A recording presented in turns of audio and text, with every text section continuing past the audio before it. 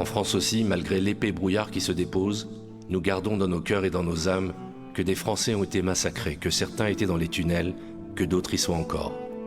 Que là aussi, des parents et des enfants attendent. Des vies en suspens. Ceci est leur voix. Sandrine Kiberlin et Johann Svar.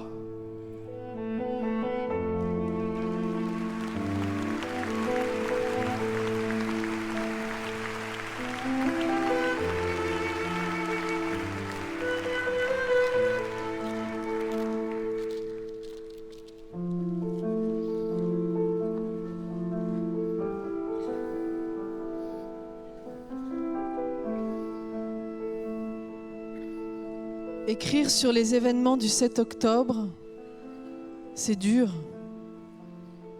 Écrire en français, c'est très dur. Mais je voudrais essayer, parce que si je ne parle pas de ce qui s'est passé à Niroz, si je ne parle pas de l'horreur et de la peur, du massacre et de la douleur, cela peut être oublié ou disparaître. Et ma mère et ma fille, qui ont été assassinées ce jour-là, pourraient disparaître avec. J'ai juré, je ne laisserai pas votre existence se consumer comme la maison de ma mère.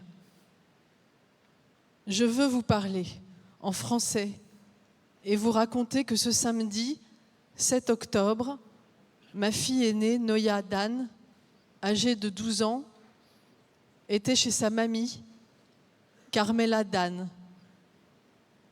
À 6h30, une attaque féroce a débuté dans le sud d'Israël. Ma mère et ma fille se sont enfermées dans la chambre, fort effrayées par des bombes qui tombaient autour de la maison. Et plus tard, elles entendirent les mitraillettes et des gens qui parlaient arabe. Jusqu'à midi, ma mère était en contact avec nous, par message écrit. Elle était courageuse et optimiste. Le contact avec ma mère et ma fille a été coupé à midi. Personne ne savait ce qui leur était arrivé. Plusieurs mois plus tard, j'ai rencontré un soldat qui m'a raconté. Elles ont été trouvées enlacées dans la chambre forte, dans la maison de ma mère, qui était complètement démolie, brûlée. C'est difficile d'écrire cette histoire qui ne devrait jamais être écrite, qui n'aurait pas dû se passer. Je choisis de vous écrire pour vous raconter ma fille aînée, une enfant autiste, avec un sourire de miel et de lait.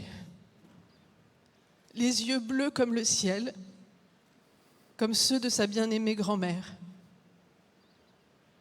Je ne trouve pas encore le courage d'imaginer comment un être humain peut abattre une jeune fille et sa grand-mère ensemble de sang-froid.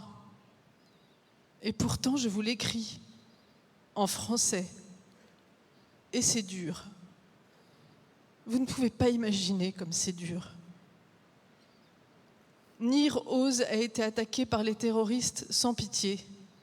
Ils ont pris 80 otages, des vieux, des enfants, des femmes et des bébés.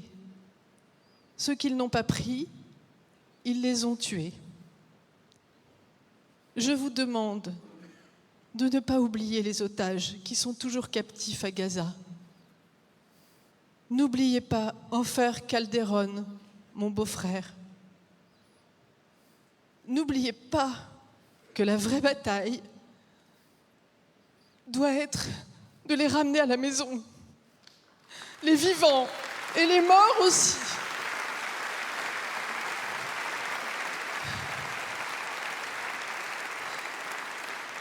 C'est une guerre pour la vie, pas pour la mort.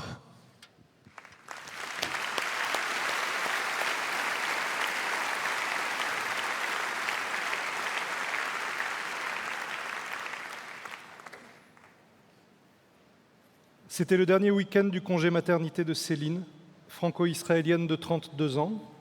Son bébé a 6 mois. Elle veut faire la fête au festival Nova avant de retourner travailler. L'idée n'enchantait guère son mari Ido, mais le bonheur de Céline passe avant tout. Céline part avec des amis, Shiraz et Adir, samedi matin à 5h40, une fois le bébé allaité. Ils ne sont jamais arrivés au festival. Quand les attaques de roquettes ont commencé, ils décident de s'arrêter dans un abri sur la route. Ido, chez lui, seul avec le bébé, est réveillé par les sirènes et écrit aussitôt à sa femme « Nous sommes dans un abri, je suis sous le choc », répond-elle. Dans l'abri, le groupe s'aperçoit que les tirs qu'ils entendent ne proviennent pas de soldats de Tsahal. Raz, jeune homme de 23 ans, venu à Nova oublier le temps d'une soirée le lymphome contre lequel il se bat, exhorte tout le monde à rester près du mur, sans bruit. Lorsqu'une Kalachnikov apparaît dans leur champ de vision, Shiraz, l'ami de Céline, ne peut retenir un cri et le terroriste entre dans l'abri. En une fraction de seconde, Raz se jette à main nue sur lui et parvient à le jeter à terre. Il revient se mettre dans l'abri. Les terroristes lancent des grenades. Céline voit son ami exploser devant elle. Raz couvre elle et lui du corps de leur ami, espérant en faire un bouclier contre les nouvelles grenades. Blessé au ventre, une fois les terroristes partis, Raz décide de fuir, mais Céline, pétrifiée, ne répond pas à ses supplications. « Viens avec moi ». Raz, gravement blessé, court seul à travers un champ, réussit à entrer dans une maison. Un homme lui indique en arabe de le rejoindre dans la pièce sécurisée. Raz survivra et reprendra sa lutte contre la maladie. On a supposé que Céline avait été kidnappée. Son mari n'a cessé de la chercher et d'espérer. Des centaines d'Israéliennes ont fait don de lait maternel pour sa petite Ellie. La dépouille de Céline a été découverte au bout de 10 jours. Elle avait été blessée par balle au ventre. Ido a demandé à voir son visage et ses cheveux bouclés, juste pour être sûr.